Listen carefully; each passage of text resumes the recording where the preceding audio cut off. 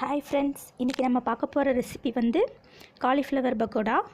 Cauliflower பக்கோடாவை எப்படி வீட்டில் இருக்க இன்க்ரீடியன்ட்ஸ் வச்சு ஈஸியாகவும் டேஸ்ட்டாகவும் பண்ணலான்னு பார்க்க போகிறோம். அதுக்கு ஃபஸ்ட்டு ஒரு சின்ன காலிஃப்ளவர் நான் எடுத்திருக்கேன். தேவையான அளவு எண்ணெய் எடுத்துக்கோங்க. தேவையான அளவு உப்பு,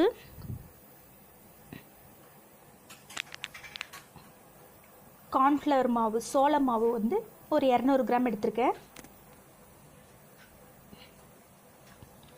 சிக்கன் 65 மசாலா வந்து நமக்கு ரெடிமேட்டில் கடையில் கிடைக்கும்.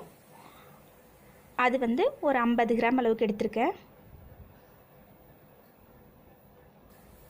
இப்போ வந்து ஒரு பாத்திரத்தில் வந்து தண்ணியை வச்சு அது நல்லா சூடானதுக்கப்புறமா அதில் கொஞ்சம் கல்லுப்பு போட்டுக்கோங்க.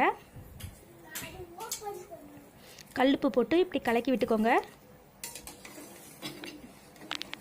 உப்பு நல்லா கரைஞ்சதுக்கப்புறமா அதில் வந்து நம்ம க்ளீன் பண்ணி வச்சுருக்கோம் இல்லைங்களா, உதுத்து வச்சுருக்கோம்ல காலிஃப்ளவர், அதை வந்து போட்டுக்கோங்க.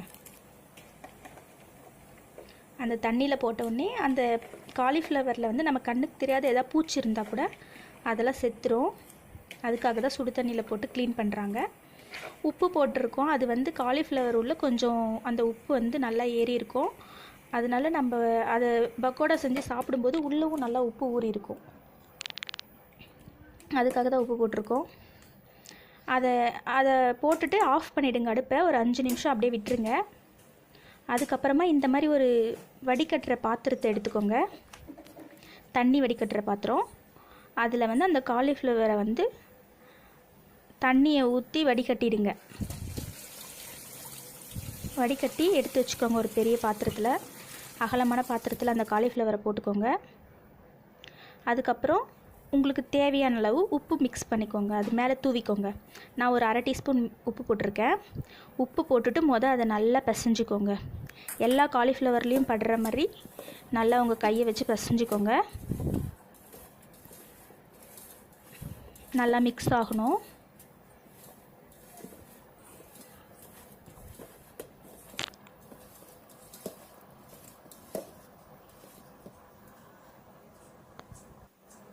அதுக்கப்புறமா அந்த காலிஃப்ளவர் மேலே வந்து நீங்கள் எடுத்து வச்சுருக்கீங்களா சோள மாவு, கார்ன்ஃப்ளவர் மாவு, அதை வந்து இந்த மாதிரி கையில் கொட்டி தூவி நல்லா பிசைஞ்சிக்கோங்க.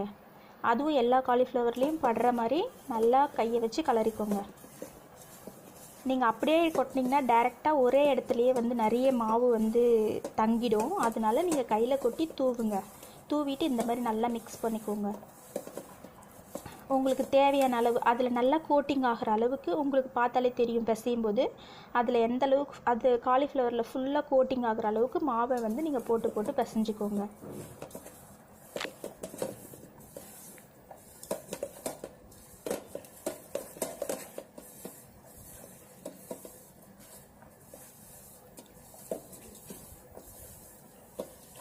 இந்த மாதிரி காலிஃப்ளவரில் மாவு நல்லா ஒட்டி இருக்கணும்.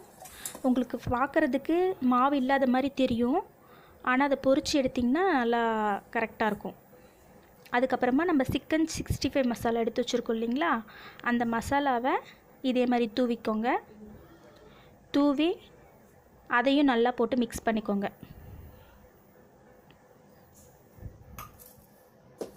நான் 50 கிராம் மசாலா எடுத்திருந்தேன். அதில் பாதி அளவு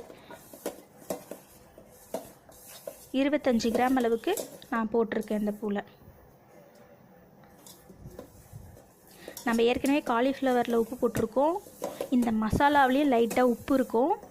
ஸோ நீங்கள் ஃபஸ்ட்டு சால்ட்டு போடும்போது கொஞ்சம் கம்மியாகவே போட்டு மிக்ஸ் பண்ணிக்கோங்க. அப்புறம் உப்பு பத்தலைன்னா வேணால் இன்னும் கொஞ்சம் போட்டு மிக்ஸ் பண்ணிக்கோங்க.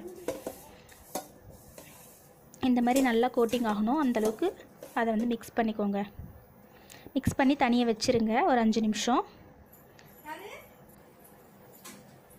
வேறு எதுவும் போடக்கூடாது. முக்கியமாக தண்ணி விடக்கூடாது. அந்த காலிஃப்ளவரில் அலசின தண்ணியே போதும். அதுக்கப்புறமா ஒரு அடுப்பில் வந்து வாணலில் வச்சு அதில் அந்த காலிஃப்ளவரை பொரிக்கிறதுக்கு ஏற்ற அளவுக்கு எண்ணெய் விட்டுக்கோங்க.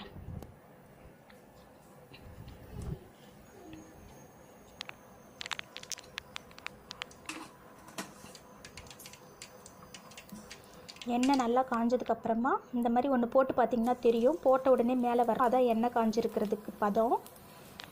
நல்லா காஞ்சதுக்கப்புறமா மீதி இருக்க காலிஃப்ளவரை இந்த மாதிரி மெதுவாக எண்ணெயில் போட்டுக்கோங்க.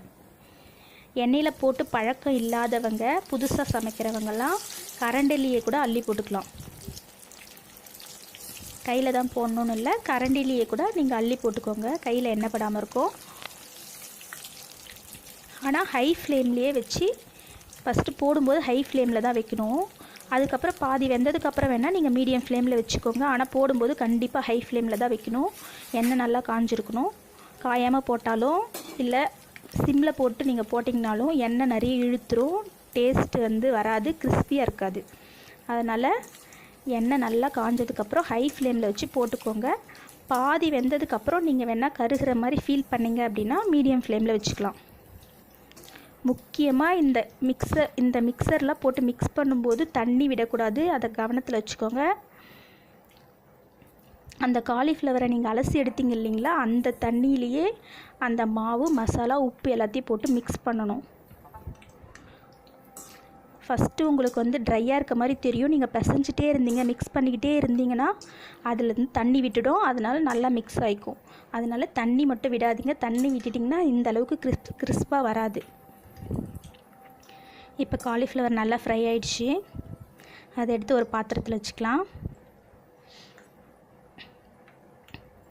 நம்ம கடையிலலாம் போயிட்டு வாங்கினோன்னா ஒரு சின்ன கப்பில் கொஞ்சோண்டு வச்சுட்டு நிறைய காஸ்ட்டு வச்சு விற்கிறாங்க. வீட்டில் நம்ம ஹெல்த்தியாகவும் இந்த மாதிரி செய்யலாம், டேஸ்ட்டாகவும் இருக்கும். அதை விட நல்ல டேஸ்ட்டாக கிடைக்கும் வீட்டில் செஞ்சிங்கன்னா. இந்த மெத்தடில் செஞ்சு பாருங்கள், கண்டிப்பாக உங்கள் எல்லாேருக்கும் பிடிச்சிருக்கும்.